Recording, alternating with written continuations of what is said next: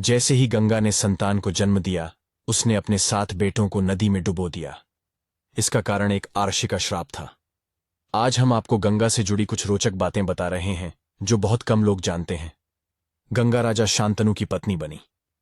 एक बार हस्तिनापुर के राजा शांतनु गंगा नदी के किनारे आए। यहां शिकार करते समय उन्होंने एक अत्यंत सुंदर स्त्री को देखा। वह स्त्री देवी गंगा थी। शांतनु ने उनसे विवाह का प्रस्ताव रखा। स्त्री ने कहा कि मैं आपकी रानी बनने के लिए स्वीकार करती हूं, लेकिन मैं आपके साथ तभी रहूंगी जब तक आप मुझे किसी भी बात के लिए रोकते नहीं हैं और न ही मुझसे कोई प्रश्न पूछते हैं। अगर ऐसा होता है तो मैं तुरंत आपको छोड़ दूंगी। राजा शांतनु ने सुंदर स्त्री के इस प्रस्ताव को स्वीकार किया और उनसे विवाह कर लिया। इस प्रकार गंगा ने राजा शांतनु को नाराज किया।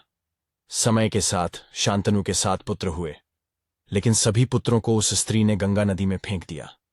शांतनु इसे देखकर भी कुछ नहीं कर सके, क्योंकि उन्हें डर था कि अगर मैंने उससे कारण पूछा तो वह मुझे छोड़ देगी। 8वें पुत्र के जन्म लेने के बाद जब स्त्री ने उसे भी गंगा में फेंकने की कोशिश की, शांतनु ने उसे रोका और पूछा कि वह ऐसा क्यों कर रही है। स्त्री ने बताया कि मैं देवंदी गंगा हूं और जिन पुत्रों को मैंने नदी में फेंका था वे सभी वसु थे जिन्हें ऋषि वशिष्ठ ने श्राप दिया था। उन्हें मुक्त करने के लिए ही मैंने उन्हें नदी में फेंका था। आपने शर्त को न मानकर मुझे रोका, इसलिए मैं अब जा रही हूं।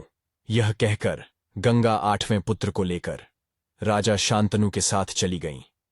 वसु गंगा के गर्भ से जन्मे क्यों?